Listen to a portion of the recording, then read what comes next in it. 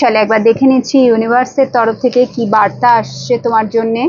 So যাদের DOB 1 to 15 সবার আগে তোমাদেরটা দেখে নিচ্ছি এই মুহূর্তে ইউনিভার্সের তরফ থেকে কি বার্তা আসছে, ইউনিভার্স তোমাকে কি বলছে, কি বার্তা আসছে ইউনিভার্সের তরফ থেকে।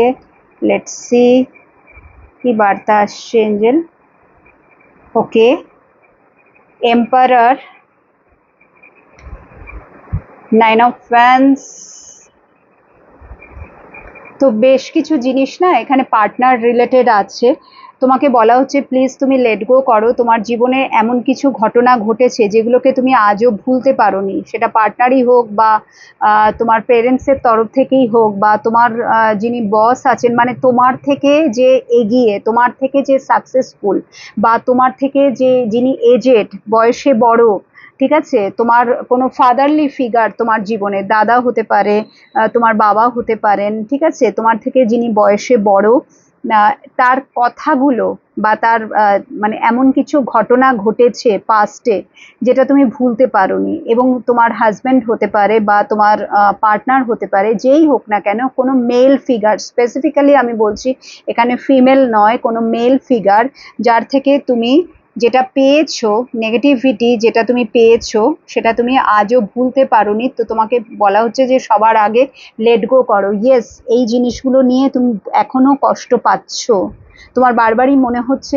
যে কেন আমি এটা ডিজার্ভ করি না, বাট স্টিল আমি কেন এই ব্যবহার পাচ্ছি, ঠিক আছে, কেন আমি এই 2 of Cups পেতে পারি না, মানে ভালোবাসা পেতে পারি না, সবাই আমাকে কেন ভালোবাসবে না, যেই হোক না কেন তার কাছ থেকে তুমি কিছুই না, শুধু একটু ভালোবাসা চাও। বাট তোমাকে বুঝতে হবে যে প্রত্যেকের চিন্তাধারা আলাদা, থট প্রসেস আলাদা, ঠিক আছে। এবং যেটা আমি বললাম, তোমাকে দূরে চলে যেতে বলা হচ্ছে। দূরে চলে যাওয়া মানে ডিট্যাচ হতে বলা হচ্ছে। দূরে মানে এখানে প্লেস চেঞ্জ করা না, চাইলে তুমি করতেই পারো যদি তোমার পক্ষে সম্ভব হয়, যদি এটা জব রিলেটেড হয়, তো যদি সুযোগ আসে ডেফিনেটলি চেঞ্জ করে নাও।